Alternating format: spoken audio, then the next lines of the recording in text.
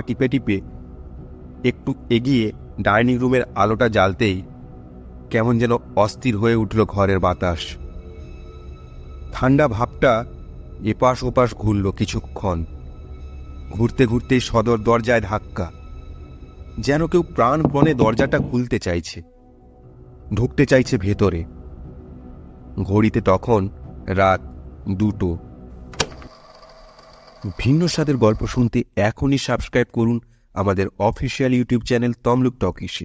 নমস্কার প্রিয় শ্রোতা বন্ধুরা, তমলুক টকিস থেকে আমি সুমিত বলছি। তমলুক টকিসে আজ আপনার জন্যে গ্রাম বাংলার এক হাড় হিম করা ভূতের গল্প, রাত 2টোর পর। গল্পে যাওয়ার আগে আপনাদের কাছে একটি বিশেষ অনুরোধ, যারা এখনও আমাদের সাবস্ক্রাইব করেননি প্লিজ সাবস্ক্রাইব করে নোটিফিকেশন বেল আইকনটা প্রেস করে রাখুন, যাতে নতুন কিছু আপডেট সববার আগে আপনার কাছে পৌঁছে যায়। আপনারা আমাদের পাশে থাকবেন এই আশা রাখলাম। তো চলুন শুরু করা যাক আজকের গল্প, রাত 2টোর পর। গল্প পাঠে আমি সুমিত। দরজাটা বন্ধই ছিল। ভেতরটা শান্ত নিঝুম। ঠক ঠক ঠক করে আওয়াজটা ঠিক সেই সময়ই হলো, যেন একটা বল মেঝে 3বার আছাড় খেয়ে গড়িয়ে গেল। পিলে চমকে গিয়েছিল আমার। ঘুমটা বেশ জাঁকিয়ে এসেছিল, কিন্তু ঘুম তো দূরের কথা, শব্দটা গায়ের রোমগুলোকেও ছাড়েনি। ভূত হলে তাও ঠিক আছে, কিন্তু চোর হলে? ভাবতে ভাবতেই সাবধানে উঠে ঘরের আলোটা জ্বেলে বেরিয়ে এলাম ঘর থেকে। কিন্তু ডাইনিংটা যেন মেরু প্রদেশ, ভীষণ ঠান্ডা। ঢুকতেই কেঁপে উঠল শরীর, সেই সঙ্গে গা গোলানো পচা আঁশটে গন্ধ। যদিও ফ্ল্যাটের সদর দরজাটা বন্ধই ছিল। ফোনের আলো জ্বেলে ডাইনিং রুমের চারপাশ একবার চোখ বুলালাম। কেউ কোথাও নেই। সব শেষে পা টিপে টিপে একটু এগিয়ে ডাইনিং রুমের আলোটা জ্বালতেই কেমন যেন অস্থির হয়ে উঠল ঘরের বাতাস। ঠান্ডা ভাবটা এপাশ ওপাশ ঘুরল কিছুক্ষণ। ঘুরতে ঘুরতেই সদর দরজায় ধাক্কা, যেন কেউ প্রাণপণে দরজাটা খুলতে চাইছে, ঢুকতে চাইছে ভেতরে।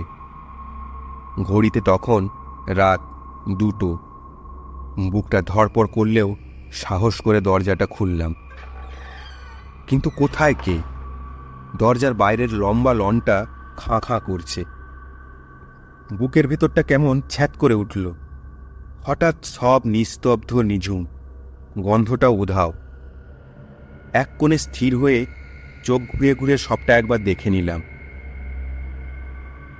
ধোয়া মোছা ডাইনিংয়ের রুমে একটা পোস্তর দানা পর্যন্ত পড়েনি। স্বপ্ন নয় তো?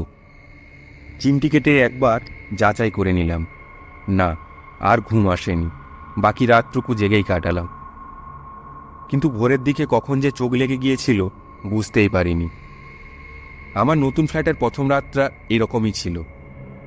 কাজের সূত্রে বিগত 20 বছর কেটেছে বিদেশে, টাকাও জমেছে বিস্তর। কিন্তু আর যে ভালো লাগছিল না। ভেবেছিলাম দেশে ফিরে এই ফ্ল্যাটটায় মাস কয়েক থেকে দেখে শুনে একটা ফ্ল্যাট কিনব, তারপর নিজস্ব ফ্ল্যাটে বাকি জীবনটা মনের আনন্দে খেয়ে দিয়ে বই পড়ে কাটাবো। বই পড়ার নেশাটাও পেশাগত চাপে এক প্রকার মুছে গিয়েছিল। প্রাইভেট কোম্পানিতে কাজের একটা প্রস্তাবও জুটে গিয়েছিল। যাই হোক, এই ফ্ল্যাটটা আমার নয়, আমার এক সহকর্মী। সেও আমার মতোই দেশে ফেরার তালে ছিল, তবে বিদেশের মোটা মাইনের লোকটা শেষমেশ আর ছেড়ে উঠতে পারেনি। তাই সুযোগ বুঝিয়ে বছর 5 আগে এই ফ্ল্যাটটা কিনে রাখলেও থাকার সৌভাগ্য তার কোনো দিনও হয়নি। শুরুতে একটা ভাড়া দিয়েছিল। ফাঁকা পড়ে থাকার চেয়ে ব্যবহার হওয়া ভালো। এক চিকিৎসক দম্পতি তাদের সন্তান নিয়ে বেশ সুখেই থাকতেন, ভাড়াও দিতেন ঠিকঠাক। কিন্তু কি যে হলো, হুট করে একদিন সব ছেড়ে পালালেন। তারপর থেকেই খালি। সহকর্মী তাই আমাকে মাসখানেকের জন্য থাকার প্রস্তাবটা দিল, আর এক কথায় আমি লুফেও নিয়েছিলাম প্রস্তাবটা। পরিচিত লোকের ফ্ল্যাট, কাগজপত্রের ঝামেলা নেই। ভেবেছিলাম মাস কয়েক থেকে নিজের ফ্ল্যাটটা কেনা হয়ে গেলেই সব গুটিয়ে পালাবো। কিন্তু শুরুতেই বিপত্তি। ভূতে বিশ্বাস করলেও ভয়টা আমার কোনো কালেই ছিল না। শরীর থাকলে অশরীরীও থাকবে, এই ঘটনাটা যেন অশরীরী। সেই নিয়ে অনেক খোঁজ খবর করেছিলাম, কিন্তু কোনো লাভ হয়নি। মাথা ঘামানো তো দূর, শোনার সময়টুকুও নেই আবাসনের লোকেদের। পাশের ফ্ল্যাটের একজন তো বলেই দিল, ওসব আপনার মনের ভুল। কই, আমি তো কিছু দেখিনি। তাছাড়া গুজব রটিয়ে ভয় দেখানোটা কিন্তু ঠিক নয়, বলে দড়াম করে দরজাটা মুখের উপরেই বন্ধ করে দিয়েছিল। তবে মনের দরজাটা বন্ধ হতে দিইনি, রহস্যটা সমাধান করতেই হতো। পরের রাতে তাই একেবারে প্রস্তুত ছিলাম। আলো জেলে এই ডাইনিং রুমের এক কোণে চুপ করে বসেছিলাম সারাটা রাত। কিন্তু কোথায় আওয়াজ?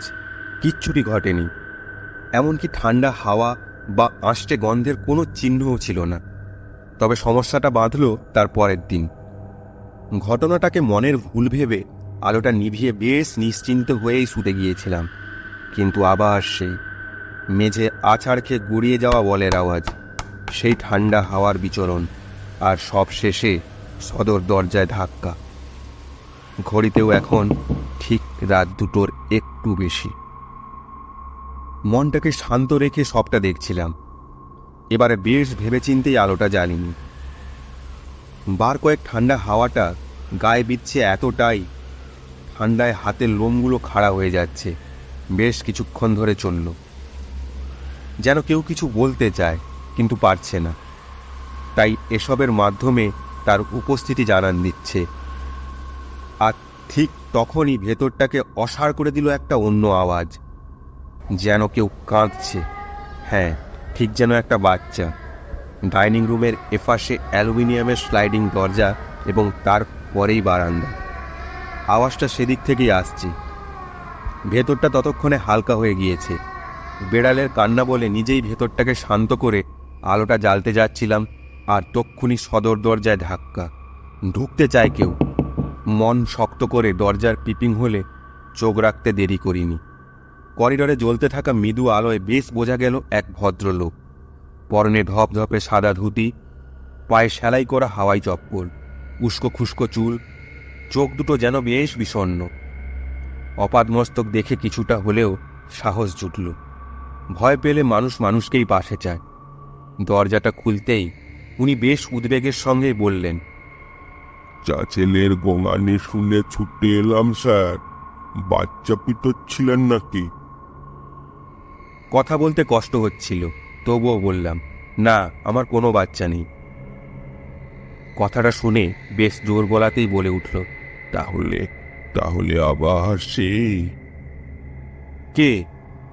ওনার তালে তাল মিলিয়েই জিজ্ঞেস করলাম। ওই ডাক্তার বাবুদের বাচ্চাটা। উত্তরটা শুনে আমি ভেবেছিলাম আশেপাশের ফ্ল্যাটের কোনো ডাক্তার হয়তো, কিন্তু উনি নিজে থেকেই বললেন, আরে আপনি জানেন না, এই ফ্ল্যাটেই বছর খানেক আগে এক ডাক্তার বাবু আর ডাক্তার দিদিমণি থাকতো। একটা বাচ্চাও ছিল, কিন্তু বাচ্চাটাকে ওদের দেখার সময় ছিল না। হতভাগা বাপ মাকে পেতই না। দেখভালের জন্য একজনকে রেখেছিল, সেই দেখতো। সারাটা দিন বাচ্চাটা ওর সঙ্গেই থাকতো, এমনকি মাঝে মাঝে রাতেও। আমি এবার বেশ বুঝতে পারলাম গণ্ডগোল তো একটা আছেই, এবং সেটা এই আগের ভাড়াটিয়াকে নিয়েই। যাই হোক, ওনাকে আমি মাঝে থামাইনি। উনি আরও বললেন, সেদিন বাচ্চাটা ওর সঙ্গেই ছিল।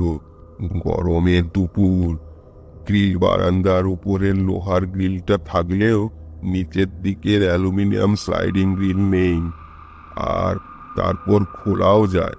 আপনি হয়তো দেখেও থাকবেন। হাওয়া আসবে ভেবে সেটাকে খুলে রেখেছিল। ব্যাস, বিপদ গেল, সব গেল। ওনার কথা শুনতে শুনতে কেমন একটা ঘোরের মধ্যে চলে যাচ্ছিলাম। জিজ্ঞেস করলাম, কি বিপদ আর কি গেল? আর বলবেন না, ছেলেটাকে খাওয়ানোর জন্য গ্যাসে দুধ বসিয়ে এই ডাইনিং রুমেই বাচ্চাটার সঙ্গে বল খেলছিল। তারপর যেমনটা হয়, বেমালুম ভুলে গিয়েছিল দুধের কথা, আর মনে পড়তেই ধড়পড় করে বলটা ছুঁড়ে দেয়। বুঝতেই পারেনি যে বলটা আছাড় খেতে খেতে টুক করে গলে যাবে বারান্দার ওই ফাঁকটা দিয়েই। এই পর্যন্ত তাও ঠিক ছিল, কিন্তু সেই বলের পিছন পিছন যে বাচ্চাটাও, কি আর বলবো, 16 তলা থেকে, মানে বুঝতেই পারছেন, এক লহমায় সব শেষ। ভেতরটা কেমন ধক করে উঠল আমার। মুহূর্তের নিস্তব্ধতায় শুধুই আমার শ্বাস প্রশ্বাসের আওয়াজ, আর তারই মাঝে হুট করে আবারও সেই বলের আছাড় খাওয়ার শব্দ। স্যার শুনলেন, বাচ্চাটা আজও সেই গড়িয়ে যাওয়া বলটাকেই খোঁজে, কিন্তু বেচারি বলতে পারে না। বেচারি শান্তি পায়নি গো।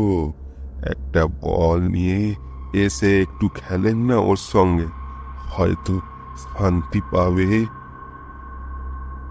ওনার কথা শেষ হতে একটা দীর্ঘশ্বাসের সঙ্গে বললাম, বেশ, খেলবো, কিন্তু দরজা খোলার আওয়াজটা, ওটা কি অন্য কেউ? দরজা দরজা তো বন্ধই স্যার। আক্ষেপের সুরে বললেও আমি ঠিক বুঝতে পারলাম না।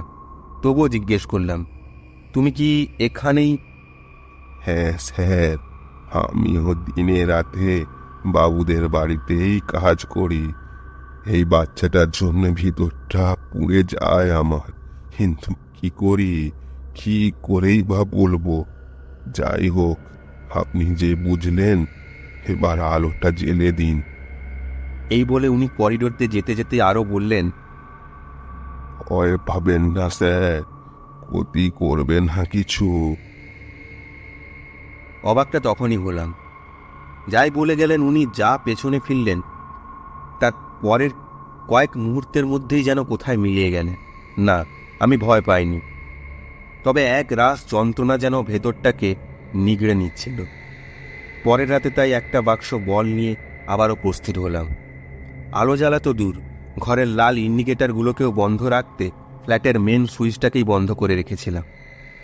বলের আছাড় পড়ার আওয়াজে আর ঠান্ডা হাওয়ার ঘোরাফেরার শেষে কান্নার আওয়াজটা পেতেই মুখ দিয়ে আপন খেয়ালেই শব্দটা বেরিয়ে গিয়েছিল, এই দেখো তোমার জন্যে আমি কি এনেছি। তারপর একটা একটা বল ছুঁড়ে দিতেই খিলখিলে হাসির রোল। ভেতরটা জুড়িয়ে যাচ্ছিল, আর চোখের কোণে জলটাকে আটকাতে পারিনি। দেশে ফেরাটা যেন সার্থক। সেই রাতে একটার পর একটা বল ছুঁড়ে যাচ্ছিলাম, আর প্রতিটা বলের সঙ্গেই খিলখিলে হাসির রোল। বেশ লাগছিল। কিছুক্ষণে হাসির রোল ডাইনিং রুমটা ঝলমলিয়ে উঠতেই কে যেন হঠাৎ আমার পাশে এসে বসল। ভয়ের লেশমাত্রও ছিল না এতক্ষণ, কিন্তু পাশে চোখ ঘোরাতেই মেরুদণ্ড বেয়ে যেন একটা বরফ নেমে গেল। হ্যাঁ, সেই ভদ্রলোক। দরজাটা তো বন্ধ, আপনি এলেন কি করে? বলতেই উনি আলতো হেসে বলে দিলেন, আর কিচ্ছু বন্ধ নেই স্যার, আপনি আপনি সব খুলে দিয়েছেন। এক রাত্রি এই বাচ্চাটা এতদিনে শান্তি পেল, এবারে আমারও মুক্তি। ভয়ে আতঙ্কে, মানে? বলে চিৎকার করে উঠতেই উনি হাসতে হাসতেই বললেন, শরীর থাকতে শেষ মুহূর্ত পর্যন্ত বাচ্চাটা আমার সঙ্গেই ছিল, আর ওই অতৃপ্ত অবস্থাতেও ছেড়ে যেতে পারিনি। আমি ওর দেখাশোনা করতাম।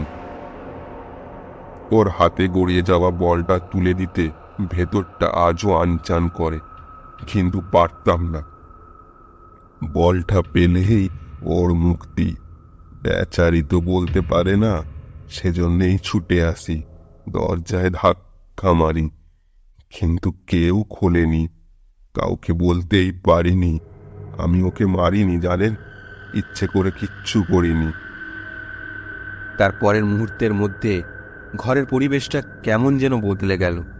কোনো আওয়াজ নেই, ঠান্ডা হাওয়ার দোলচল নেই, কোনো গন্ধও নেই, এমনকি একেবারে পাশে বসে থাকা ওই বৃদ্ধটাও আর নেই। এক লহমায় যেন সব গায়েব হয়ে গেল। ভেতরটাও ততক্ষণে খালি হয়ে গিয়েছে আমার। এক রাস শূন্যতা যেন গপ করে গিলে নিল খিলখিলে হাসির আওয়াজটাকে। অস্বস্তি হচ্ছিল, কিন্তু সেসব কাটিয়েই ব্যস্ততার সঙ্গে নিচে ছুটে গেলাম। ভোর রাতেই সবুজদ্বীপ আবাসনের সিকিউরিটি অফিসের নিচে গেলাম। ওখানে সিকিউরিটিকে জিজ্ঞেস করতে উনি বলেছিলেন ডাক্তারবাবুদের বাচ্চার দেখভালের জন্যে একজন বৃদ্ধ ছিলেন, কিন্তু সে তো বছর 3 আগে তিনিও মারা যান। এখন হঠাৎ বলতে আমি জিজ্ঞেস করলাম, আচ্ছা যে বৃদ্ধ মানুষটা দেখাশোনা করতেন ওনার ব্যাপারে কিছু জানো? সেই সময় উনি আমাকে বলেছিলেন বৃদ্ধ গোছের যে লোকটি দেখাশোনা করতেন উনি নির্দোষী ছিলেন, উনি কিছুই জানতেন না। বাচ্চাটিকে খুব ভালোবাসতেন, যত্ন করতেন, কিন্তু বাচ্চাটা মারা যাওয়ার শোক তিনি আর বহন করতে পারলেন না। কিছুদিনের মধ্যে তিনিও মারা যান। কারণ ওনাকে জিজ্ঞেস করার নামে আবাসনের লোকেরা ওনাকে অকথ্য ভাষায় গালাগালি এবং ওনাকে অনেক মেরেও ছিলেন। কিন্তু উনি বারবার বলে গিয়েছিলেন উনি বাচ্চাটাকে ইচ্ছে করে মারেননি, ওনার কোনো দোষ নেই। কিন্তু কে শোনে কার কথা? তাই অপমানে উনিও 2 দিন পর সুসাইড করেন।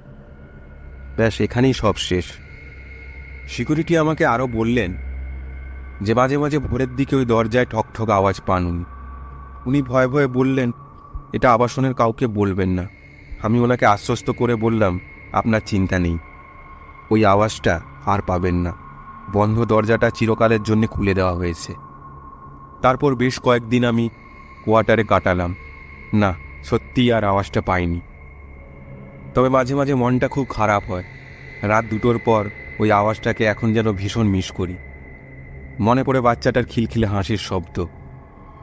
চোখের কোণে সেই সময় জলটা ধরে রাখতে পারি না, মনটা ভারাক্রান্ত হয়ে আসে। যেখানেই থাকুক বাচ্চাটা যেন ভালো থাকে, ওর আত্মা যেন চিরশান্তি পায়। আপনারা শুনছিলেন গ্রাম বাংলার এক অন্যরকম ভূতের গল্প, রাত 2টোর পর। গল্পটা কেমন লাগলো আমাদের কমেন্ট করে জানান। যদি বাচ্চাটার কথা ভেবে আপনারাও আমাদের মতো একটু কষ্ট পেয়ে থাকেন তবে অবশ্যই জানাবেন। আর যারা আমাদের চ্যানেলে এখনও নতুন, সাবস্ক্রাইব করেননি, প্লিজ সাবস্ক্রাইব করে নোটিফিকেশন বেল আইকনটা প্রেস করতে ভুলবেন না, যাতে নতুন কিছু আপডেট সবার আগে আপনার কাছে পৌঁছে যায়। আর যারা আমাদের সাপোর্ট করে যাচ্ছেন, টিম তমলুক টকিসের সমস্ত টিম মেম্বারের পক্ষ থেকে আপনাদের অসংখ্য ধন্যবাদ। আপনারা সবাই খুব ভালো থাকুন, সুস্থ থাকুন আর শুনতে থাকুন তমলুক টকিস। নমস্কার।